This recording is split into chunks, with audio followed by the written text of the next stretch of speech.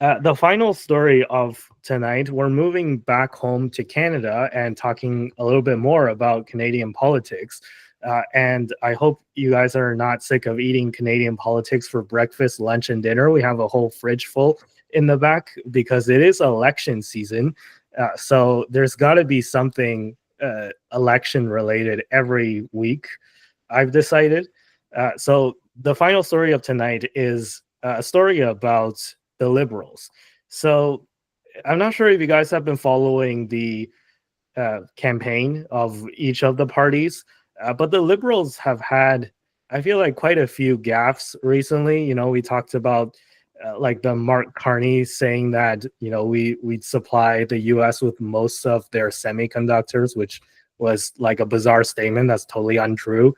And then we had Carney also not also getting mad at a reporter for asking him a question on asset disclosures. I'm not sure if you guys saw that story. I think we actually talked about it, I think, on either last week or the week before. I don't remember. But here is another kind of story about the Liberals where there's this Liberal MP called Paul Chiang who suggested that his opponent, who's also, ethnically Chinese Canadian, but his opponent is like the conservative guy, and he's the Liberal MP. That his opponent should be handed over to the CCP because the CCP has a bounty on his head. So his competitor, Joe Tang, I think his name is, he's like a Hong Kong independence activist, and that's why the CCP really doesn't like him. And the CCP put a 1 million Hong Kong dollar reward bounty on his head, which 1 million Hong Kong dollars is worth about 128,000 US dollars. So it's quite a nice chunk of change. Where Paul Chiang basically suggested that, like, hey, like, this person's like a really sketchy dude, and there's a government that's like, he's a fugitive, right? And the CCP wants to like arrest him, and they put a bounty on him. If you just deliver him to the nearest Chinese consulate, then you can go collect your bounty. So this is the word for word the CTV article um, that just announced this story, which was Liberal incumbent Paul Chiang will not be running. So this is the latest development, that he was forced to drop out of the race because of these comments. So Paul Chiang will not be running in the ongoing federal election after suggesting earlier this year that people should try and claim a Chinese bounty on a conservative candidate. In this statement posted to X late on Monday night, Chiang called the federal election uniquely important, saying that he does not want to be there to be distractions in this critical moment. And he says, that's why I'm standing aside as our 2025 candidate in our community of Markham Unionville. So it's funny that he posted this like a few hours before midnight on March 31st, so that people are saying that he did this to like make it not seem like an April Fool's joke, that he was actually dropping out. So anyways, this is only part of the story though, because it's these type of things happen, and I'm not saying that these things only happen to the Liberals. I'm sure that there's been numerous instances where conservative candidates have said really questionable things and were forced to drop out. This is not like that unique of a story. However, what I found unique was Mark Carney's reaction to it, where initially he defended Paul Chiang, and he refused to call for his dropping out, and Chiang ended up dropping out anyways. But I'm sure there's pressure applied to him privately, but at least publicly on the campaign trail, Carney was like, he made a mistake. He had a lapse of judgment. He shouldn't have said that, and he's since apologized to. And he's a man of character. We're standing behind him. And basically, that's Carney's reaction. And then eventually, when the story got bigger, surprise, surprise, Chiang dropped out. So the way that Carney handled this was really bad, in my opinion. Where he should have come out like, demanding that Chiang drop out in the first place instead of trying to defend him, because this is, like, in my opinion, a pretty egregious comment that he said that, like, a Canadian citizen and his political rival should be handed over to the CCP for arrest, where, they are actually, if somebody actually kidnapped him and threw him into the Chinese consulate, like, he'd be, like, tortured or whatever, right? Because it's the CCP. We are talking about the CCP here. So yeah, this is pretty bad, in my opinion, and I really didn't like the way that Carney reacted to it.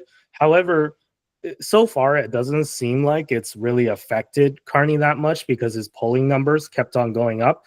So I just saw the latest Polling Canada projection, and the Liberals are over 200 seats in the latest projection, just on average. And yeah, it's quite shocking that, and it's also shocking that the NDP are down to 3 seats in this.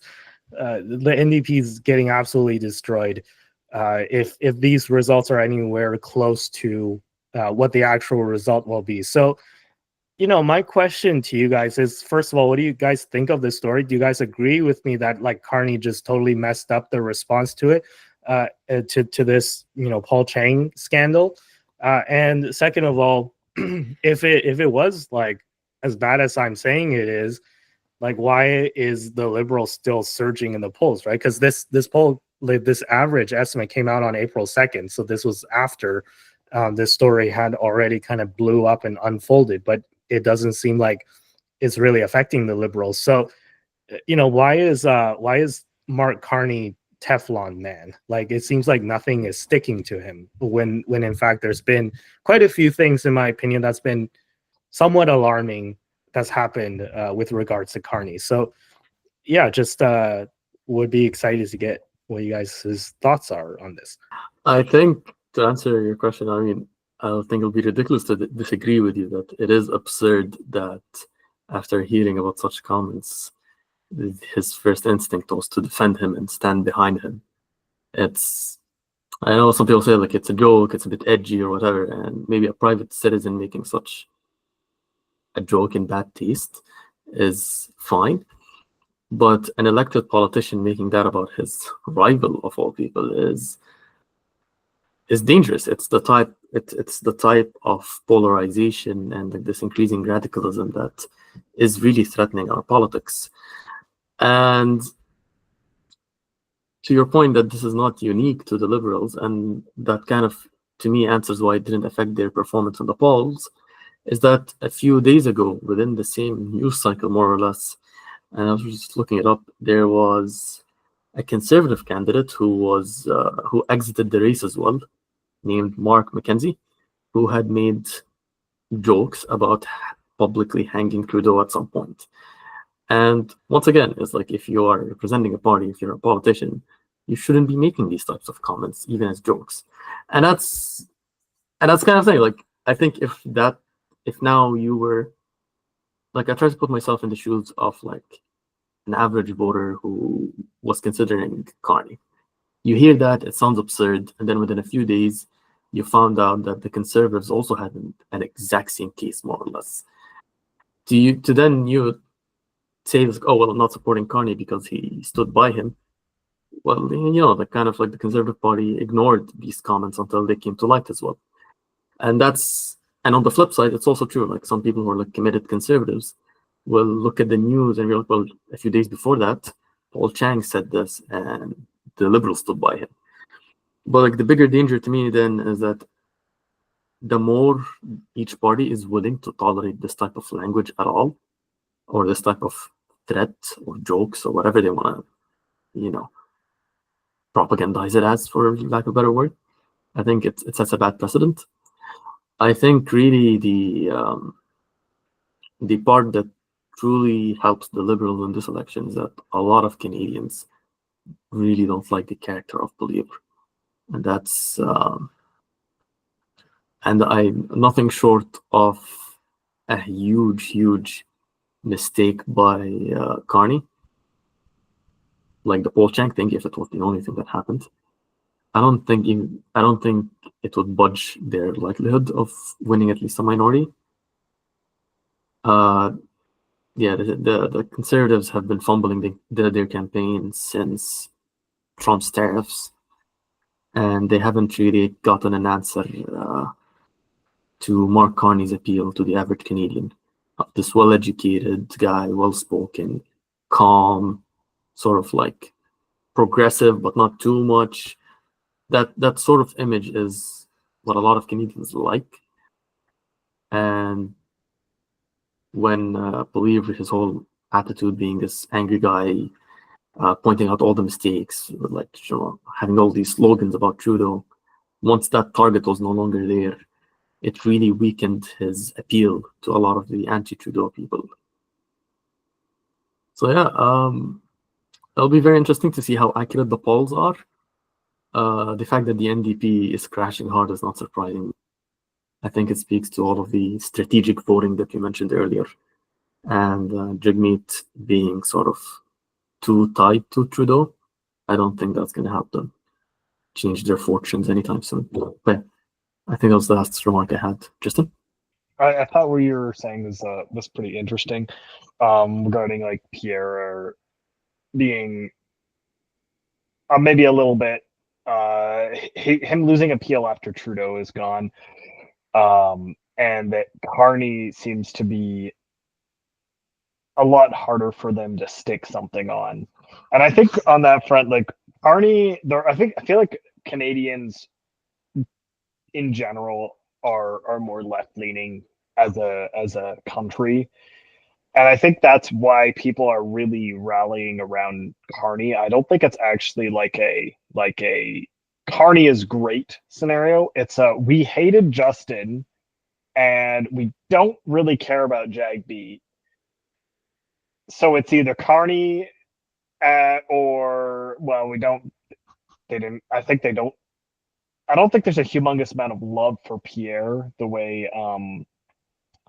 So since there's not like a big real attachment to Pierre that he generated before, what he really had was a hatred of Trudeau backing him, and I feel like at this point it's like the Liberals are desperately trying to convince everyone that Carney is not Trudeau. Whether or not you believe that Carney is not Trudeau, that's really up to you. It's from my perspective, it's like if he builds his party full of all the people who are in Trudeau's cabinet and party, kind of seems like it's probably just Trudeau in a hat, different hat. Ooh, put on my cowboy hat, and I'm suddenly a different person. Entirely different party, completely different now. We're going to be much more center instead of, pretty left.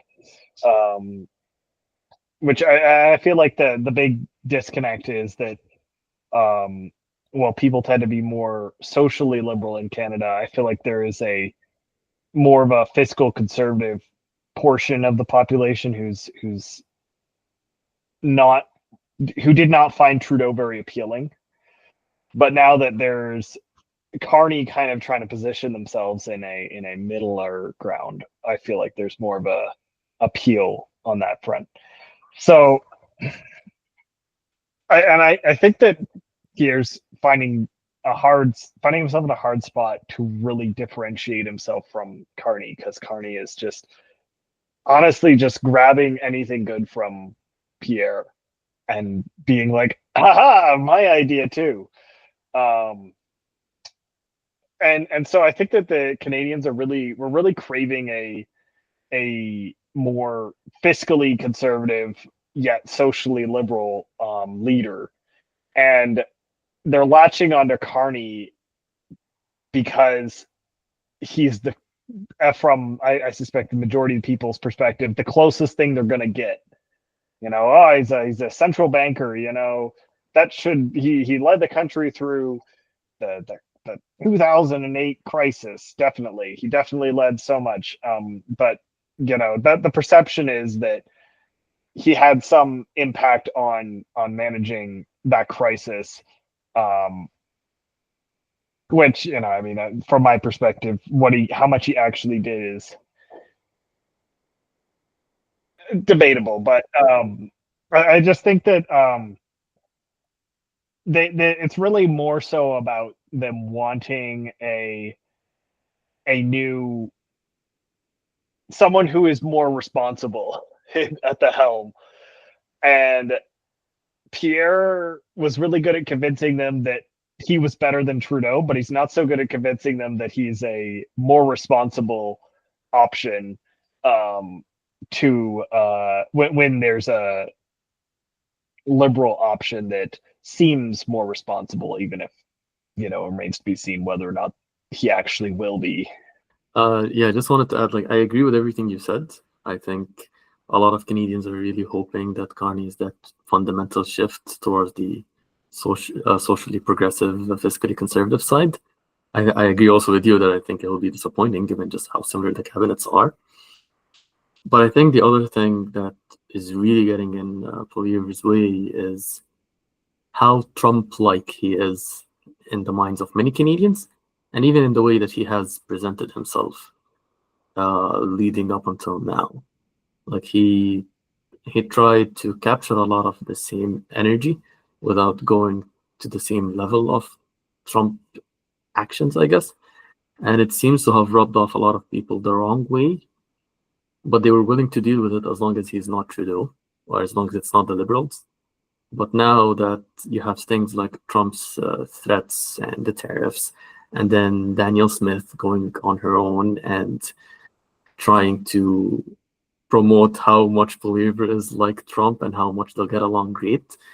It's in these, it is truly I struggle to even imagine the Liberals becoming anything other than the official opposition under a new leader. But with the way they have mishandled their association with Trump and the way Trump has acted on his own, it kind of created that perfect storm that it seems really, really unlikely that the Conservatives will get something out of this election. Yeah, I'll address the Paul Chiang thing first. I mean, it was just obviously in bad taste, and there's also allegations of foreign interference in Canadian elections. So it's I don't know. It's just a no-brainer for Carney to just pull his candidacy. So that's kind of all I have to say. I don't really have much else to say about that. I mean, I don't think the foreign interference in Canada, I think when that story finally does come out, it's probably not going to be as bad as we think it is.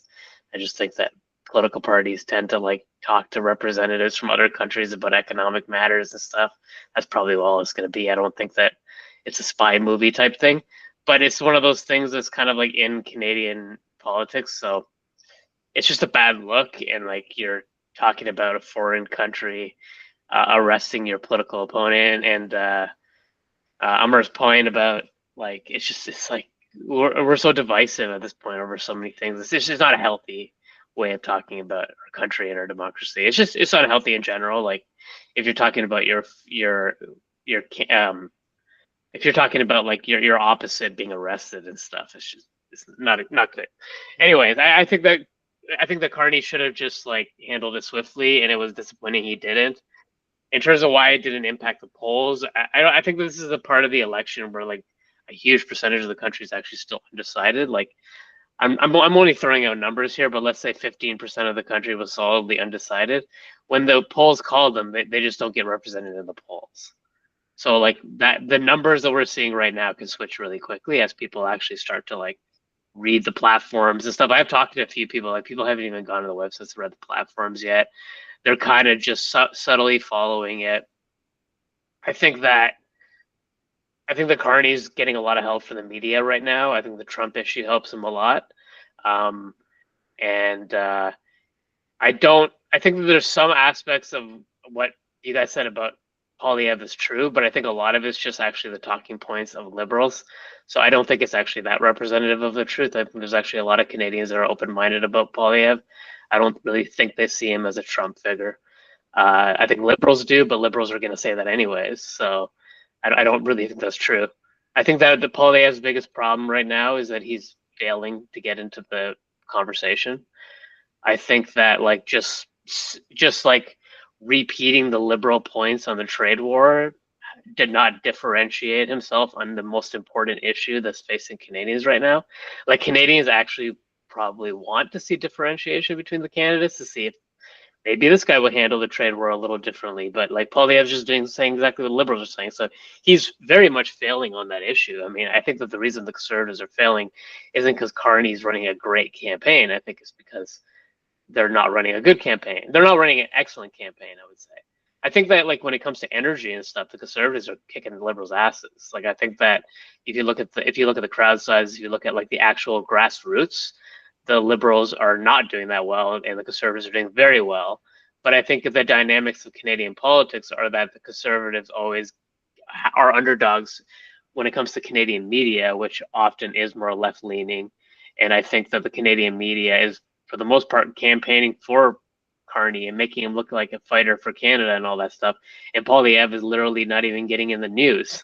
So like, you got to get in the news. You got to get noticed. So I don't think he's going to get noticed unless he does something bold. He has to stand for things that are unique, new issues. He's got to create a conservative party for 2025, not like Stephen Harper's party. I think he was differentiating himself from the old Conservatives when he was pre-election, and now he just kind of seems like a normal conservative. So like, be a little bolder, get out there, come up with some new ideas, take some risks, get on some podcasts, because the Canadian media is not going to give you a fair shake at it. And I think that's what's happening. I think Conservatives are just being really careful, and I don't understand why. I don't know. You have nothing to lose. I mean, you're already in opposition. If you lose again, you're back in opposition. You got nothing to lose. So like, go for it. Like, actually fight. Try to like actually differentiate yourself. And I don't think Poilievre has done that. So I think it would be pretty bad for Canada if the Liberals won again. The suggestion that the Liberals are different with a new leader, I mean, they're kind of the same. They're kind of from the same group of people, same group. But in the end, if Poilievre doesn't get noticed in the next like 6 days, it's over. That's kind of what's going to happen. I don't really believe the Liberals are going to win a mega majority. I feel like if the Liberals do win, it's going to be a minority. But I don't think Poilievre is doing a good job getting noticed with like independents and like urban voters that are actually on the fence, that are just kind of like automatically going for Carney because he's getting in the news. I think you're right in the sense that he fumbled, but I think part of the reasons that the Conservatives were so successful pre-Carney was, in my opinion, that they were light on details on what they planned to do. They focused all of their energy on the attack against Trudeau and what Trudeau has done. And a lot of it really resonated with Canada, with Canadians in general. I know I was one of them for a little bit of time until I dug a little bit deeper. And it's been interesting seeing that. I've been told that sometimes they're a bit strategic so that not all of their policies get stolen or something. But then they ended up at some point like really getting behind cutting, axing the tax, which is something that is extremely simple to do for any new liberal leader. And so they wasted such a huge amount of their political capital trying to, attack Trudeau, attack Trudeau's legacy, attack people associated with him, that as soon as a fresh face showed up saying just enough of the right things, they suddenly had to pivot, and they didn't have anything to pivot to. So they spent like a solid couple months trying to come up with something. And did they manage to come up with it? I don't think so. They tried the same style of attacks, but they really only work if people have a negative experience with the person. And so in 5 years, they would work, assuming Carney wins. But by that point in time, they really, really should consider having something that truly differentiate them beyond a few slogans. Yeah, I agree with that. Like, they have to differentiate more than they have, for sure. And like, I do agree with what you said about Trudeau being an easier candidate for Carney. For Poilievre. Carney, it was an obvious matchup, and now Carney has not. I mean, I feel like when Carney became leader, Poilievre became like less bold, and that's not that. It doesn't make much sense. It should have been the opposite. That's true, but this is the thing, right? Like they always attack through those legacies and actions. Well, what do they do then when it's a new leader who didn't do anything, right? Like I would say, like whenever I ask people whether they think like Carney will try to delay the election as long as possible, a lot of people thought he might, but that would have been a horrible move for Carney, because then they would have given this period of time where the Conservatives would hammer in the unelected leader just dictating Canadian laws. And so Carney just cutting the carbon tax and then launching an election, it really kneecapped a lot of what I imagine they were planning to campaign on. So it'll be interesting to see. Like we still have almost 4 weeks to go, and a lot can change in 4 weeks. So maybe they'll find pictures of Carney in blackface or something. Oh, that was interesting. So yeah, the last thing I wanted to add. It didn't work last time though. Yeah, it didn't work last time either. I think Tristan actually has a point. So. Yeah, it was like just one last thing I wanted to say before let Tristan share his remarks is that I think we're going through, it's called a rally around the leader type of effect, where in the time of a crisis, people across the political aisle like put a bit of their differences aside and back whoever's in charge. So like when it comes to responding to tariffs, I struggle to see how the Conservatives can say anything truly different, right? You still got to stand up for Canada, retaliate as much as you can, and stay open for negotiation and a political solution. You can debate the details, but like on like campaigning, you can't really campaign much behind that. I think that's also part of the reason why Doug Ford is picking up in the polls, even though he's been around for a while and quite a few Ontarians don't like him. But yeah, that was the last point I wanted to make. My only commentary I'll say about the tariff thing is that he had to do a lot of what the Liberals were doing, but it's like you have to do something. Like you got to say things. You got to get out there. You got to get on podcasts. You can't just hide. That's true. You got to say something, and he didn't do anything. He just hid. He hid for a month. It's like, why are you hiding? Get out there and say something. You're the opposition leader. Make a statement. Like, be bold about it. Have disagree with something. It doesn't have to be the entire thing. He did nothing. That would require them to have a core sort of identity to fall back on and bounce off quickly. But if you have to formulate it entirely depending on who you're running against, I see why a month would be necessary. But yeah, we'll see what happens. Yeah, I'm just gonna jump in here and because I forgot to reference the actual topic of Paul. I think that I agree with you guys. I think that the statement was pretty bad. It was bad look. It was probably not meant in seriousness, I hope, but it was a bad look nonetheless. And I think that Carney defending him, also a bad look. So I just agree on all those fronts on those, but I just I'd say the whole thing is just a bad situation, and I feel like Carney should probably have gotten some more bad press for it, rather than the copious amounts of generally positive press he gets. Yeah, I mean, I totally agree with pretty much what everyone else has been saying, right? But my totally biased view, it doesn't change all this that has happened with Pierre's mistakes and Carney's gaffes and all of this. The Liberal poll numbers keep on rising, right? Like I think that's just an objective fact. And my totally biased view on this, we're all getting mega duped, like as a country, because like regardless, just put Pierre Poilievre aside for a second and put Trump aside for a second too.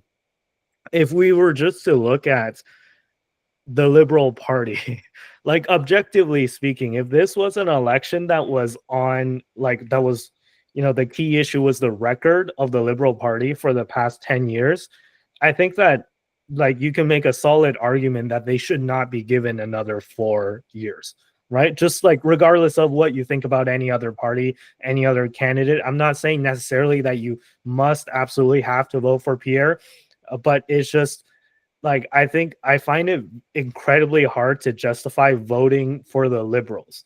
Now, not voting for the Liberals, is not the same as voting for the conservatives. But I'm just saying, I think that not voting for the liberals is like the very baseline that we should, as a nation, probably come to an agreement on. But it appears that people are agreeing the other way. So it kind of baffles me, right? And I just think, quite frankly, the way that this whole campaign has unfolded, and this whole, like, polling numbers and averages has unfolded, we're about to be duped into making a huge mistake. Because as somebody mentioned earlier, that I think it was like 80 something percent of Mark Carney's cabinet is the same as Trudeau's. So yes, they switched the leader, but it's fundamentally the same group of people with the pretty much the exact same policies. Now, I know they pulled back on the consumer portion of the carbon tax, but even that is like, there's still the carbon tax on the corporate side, and they're just, in my opinion, trying to hide the corporate tax so that it doesn't show up on your like heating bill anymore, but it's still baked into everything, right? Like, how do groceries get to the grocery store? You need fossil fuels, which is still subject to the carbon tax. So yeah, it's just they're trying to hide these policies, but fundamentally they're still the same. And I just think that it's unfortunate the way that I would agree with you, Sunil, that there's been a lot of mistakes that's made by Pierre Poilievre, right? And one thing about the tariffs, it's not just that he was slow to react. It's really the point that you made earlier about like the lack of differentiation, right? So here in Canada, we have, or just any country that Trump is targeting with these tariffs, there's this like argument that we need to do dollar for dollar counter tariffs. And I think there's a fundamental kind of logical inconsistency there, where if you're saying that we're doing dollar for dollar counter tariffs, then you're both simultaneously trying to argue that tariffs are really bad, but we're gonna do it, right? Like you're saying that tariffs are just the worst thing ever. Like Trump shouldn't be doing this. He's a madman for doing this, and he's a loose cannon. But we're gonna do it, right?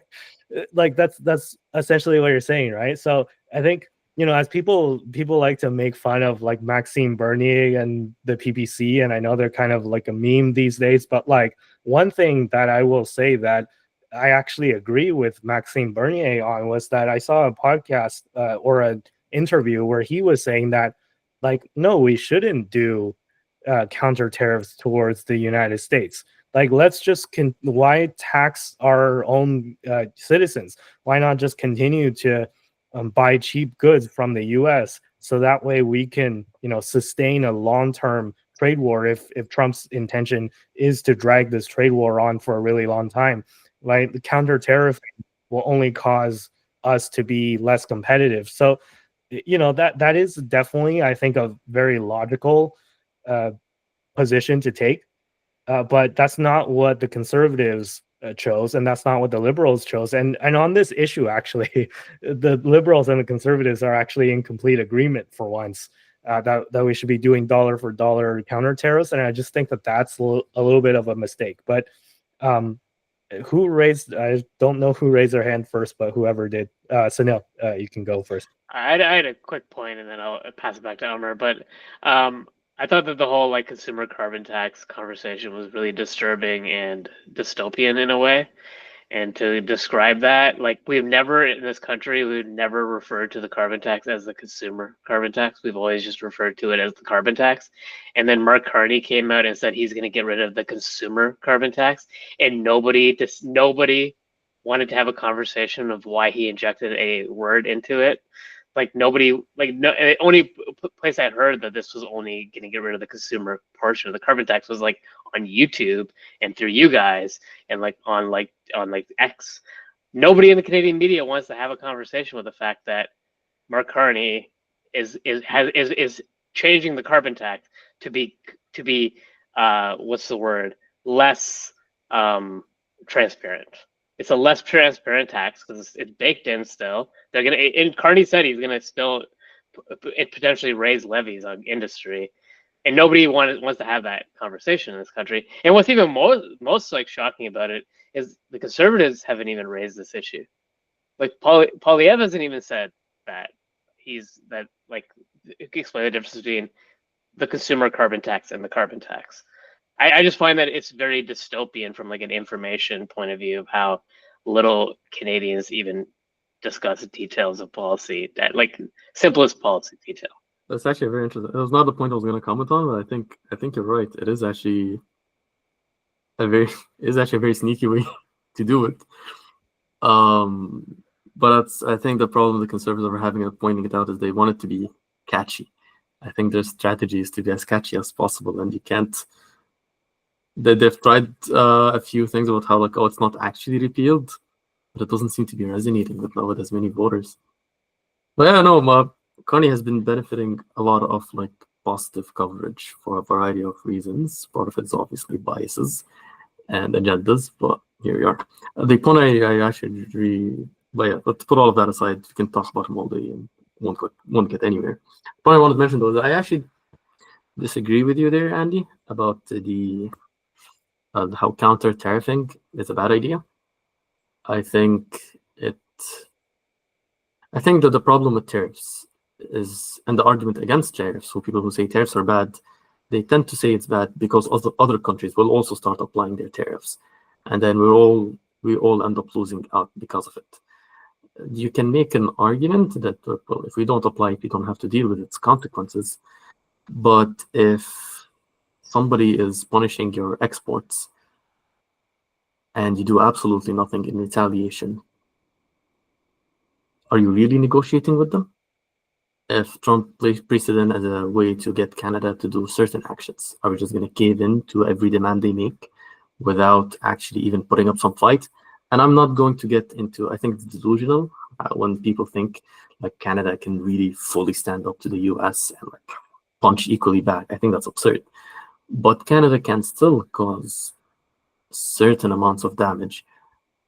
And part of it is just, and in my opinion, is just national dignity, right? Is that at the end of the day, if somebody starts a fight with you, even if it's stupid, you got to punch back and see how far that goes. And we unfortunately have to live with the consequences of that, where we have to tough it out and hope that we have made the process of negotiating for the outcomes that Trump wanted through tariffs such a pain that maybe the better option is to actually just negotiate without tariffs. Like, and that's the thing. Like, I think if we followed Bernier's suggestion, we would just end up in a situation where, well, whenever the Americans want more concessions, they'll just ratchet up the tariff and they'll know we can't respond until it gets so far that we're absolutely screwed. And then what? We suddenly just try and match them and deal with a massive amount of pain. I think I think there's a term for it, but like it's an everybody loses type of situation that you unfortunately have to get into it, even if it scraps you.